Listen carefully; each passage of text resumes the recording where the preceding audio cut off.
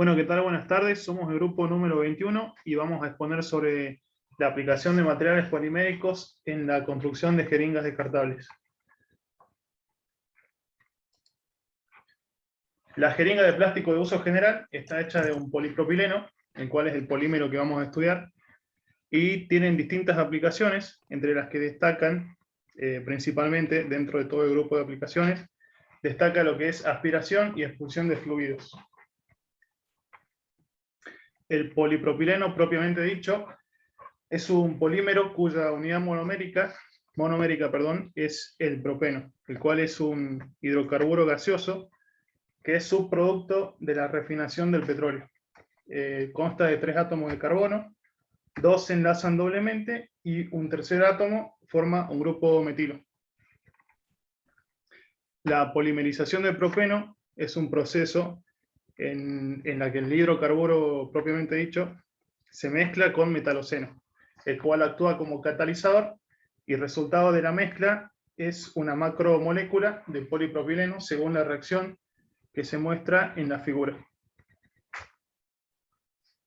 De todos los tipos de polipropileno, la estructura isotáctica es la que se comercializa mayormente, puesto que en ella, en la cadena polimérica, todos los grupos metilo se ubican de un mismo lado y este acomodamiento le da a la molécula una alta cristalinidad que oscila entre el 70 y el 85%, lo cual le confiere gran resistencia mecánica y gran tenacidad, lo que son propiedades importantes más que nada para lo que es la manipulación de las jeringas.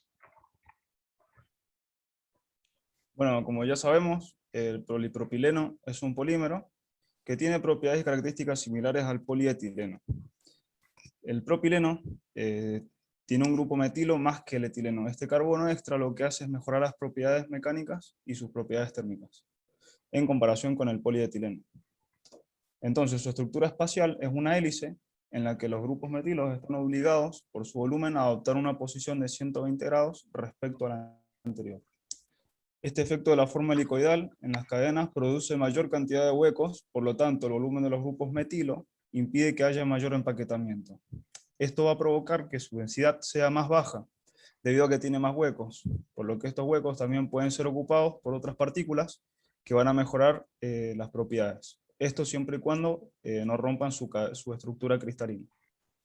Entre las propiedades útiles del polipropileno tenemos que es un material ligero, porque su densidad oscila a partir de los 0,89 gramos por centímetro cúbico.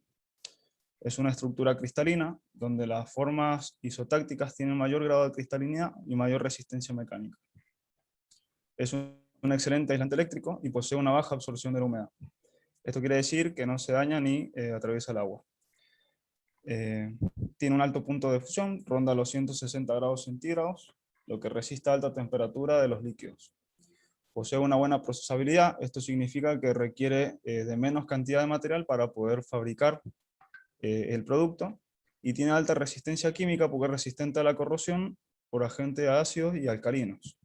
No permite que se trasvase la humedad y es compatible con diferentes aplicaciones comerciales en la industria como la medicina, los textiles, y principalmente tiene una muy buena relación de costo-beneficio. Eso quiere decir que es un polímero relativamente barato. El polipropileno es un polímero termoplástico. ¿Qué quiere decir? Que es un plástico que se funde a alta temperatura, por lo que se puede moldear a distintas formas. Y puede moldearse y fundirse varias veces, pero esto ya empieza a cambiar sus propiedades físicas.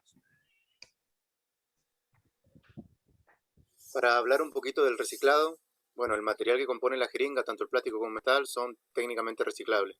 Como se había mencionado anteriormente de la parte de lo termoplástico y profundizando un poquito más, el polipropileno es un polímero lineal cuya cadena principal está formada por hidrocarburo saturado, en la cual esas moléculas están unidas sí por enlace de Van der Waals, en la cual cuando se calienta se debilitan esa fuerza, entonces bueno, se ablanda y al enfriarse se vuelven a retomar esas fuerzas, digamos, esos enlaces de Van der Waals y el polímero se endurece.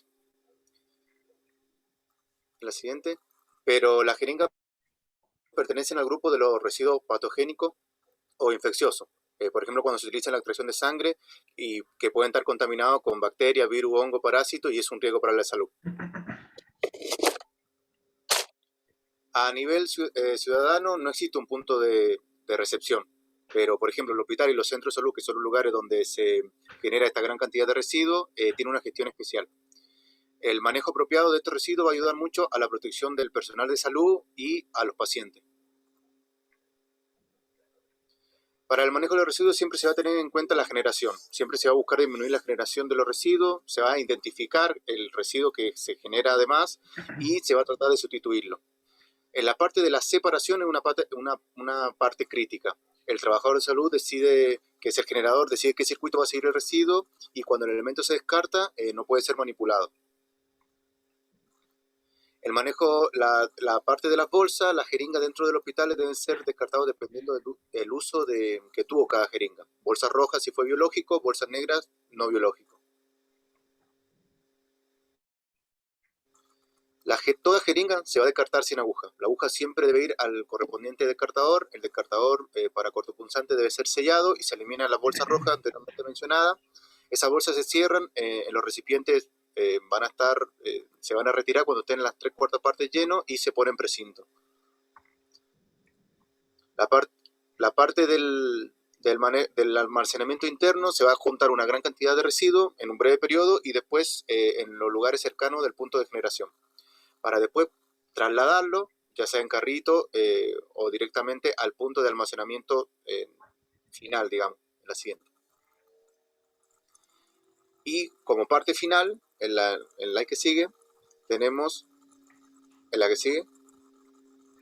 el tratamiento final, que encontramos la incineración o la esterilización por autoclave de vapor, que es un ejemplo.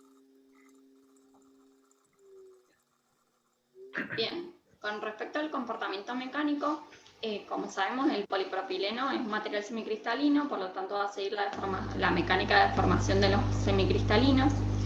Un material semicristalino está formado por zonas amorfas y cristalinas.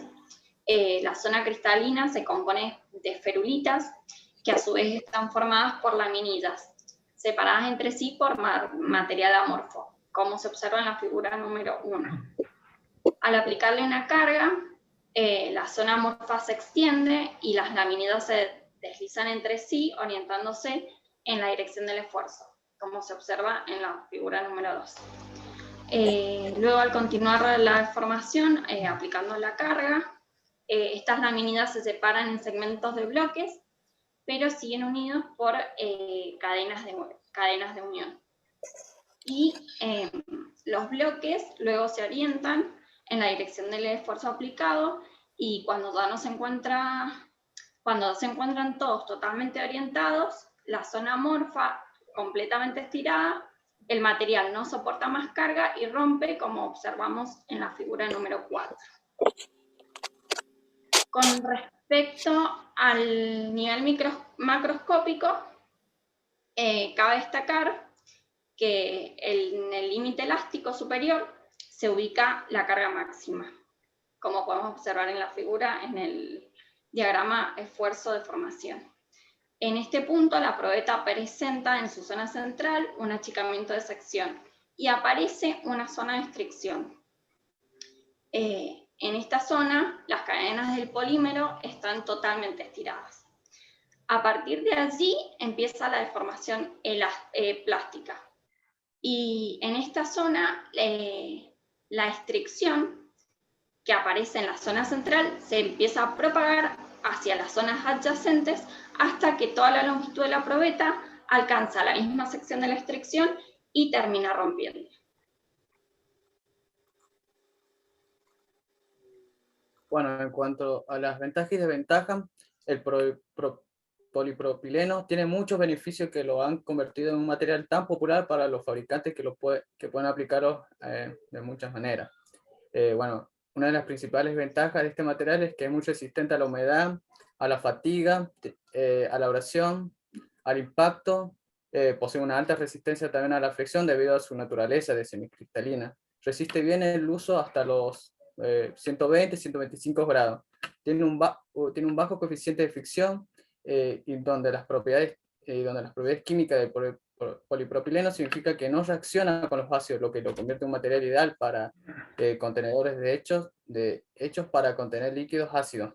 Es un material relativamente económico En cuanto a las desventajas, como todos los materiales manufacturados, el polipropileno tienen algunos inconvenientes que los usuarios y los fabricantes deben conocer antes de aplicar este material.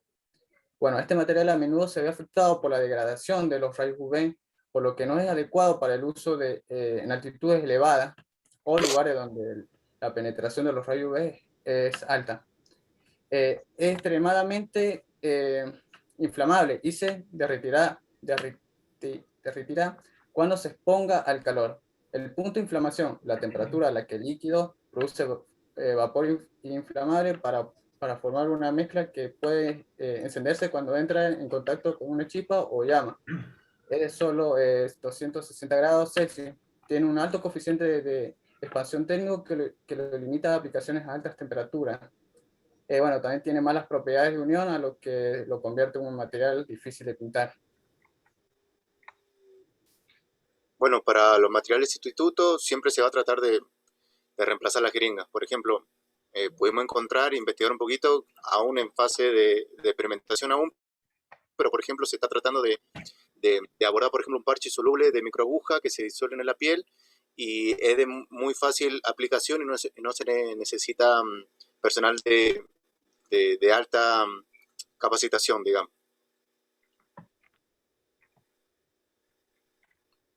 Bueno, otro material sustituto que existe en la actualidad es el vidrio.